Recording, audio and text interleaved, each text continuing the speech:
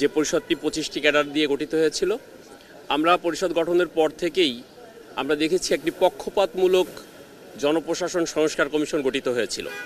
এবং আপনারা অবগত আছেন, যখন এই কমিশনটি গঠিত হয় তখন 8 সদস্যের কমিটি গঠিত হয়েছিল।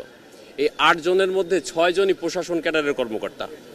আমরা তখনই বলেছিলাম, পক্ষপাতমূলক জনপ্রশাসন সংস্কার কমিশন কখনোই নিরপেক্ষ সুপারিশ করতে পারবে না।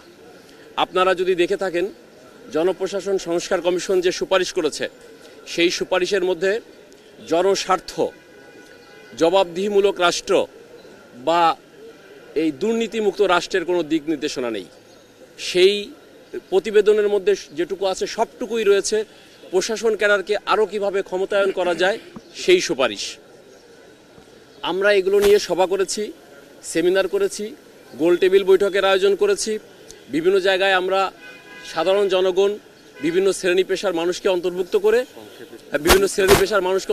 করে আমরা কার্যক্রম চালিয়ে যাচ্ছিলাম।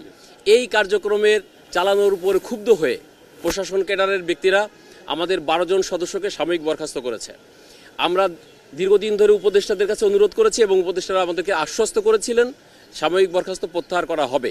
কিন্তু দীর্ঘদিন অপেক্ষা করার পরেও আমাদের সাময়িক বরখাস্ত প্রত্যাহার হয়নি এবং জনপ্রশাসন সংস্কার কমিশন যে প্রতিবেদন দাখিল করেছে সেখানে আন্তঃক্যাডার বৈষম্যের কোনো কার্যক্রমই নেই এবং জনস্বার্থ বিরোধী প্রতিবেদন দিয়েছে। তার প্রতিবাদে আমরা আজকে কর্মবিরতি দিয়েছি, পূর্ণ দিবস কর্মবিরতি। আমরা আবার তাড়াতাড়ি বসে যদি এর মধ্যে যদি সমাধান না হয়, আমরা আবার না পেলে আমরা আরো কঠোর কর্মসূচি দিব এবং কর্মসূচি হবে রাষ্ট্রের বিরুদ্ধে নয়, সরকারের বিরুদ্ধে নয়, প্রশাসন ক্যাডারের বিরুদ্ধে। কারণ এইটা সবই করছে প্রশাসন ক্যাডার।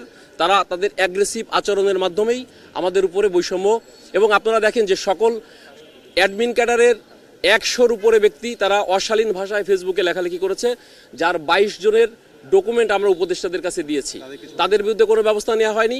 তার থেকে খুব সামান্য লেখালেখির কারণে আন্তঃক্যাডার বৈষম্য নিরসন পরিষদের 12 জন ব্যক্তিকে সাময়িক বরখাস্ত করেছে। যেহেতু তারা ক্ষমতায় আছে, যেহেতু তারা প্রশাসনিক পদে আছে, সেই প্রশাসনিক পদে বসে তারা ছড়ি ঘোরাচ্ছেন।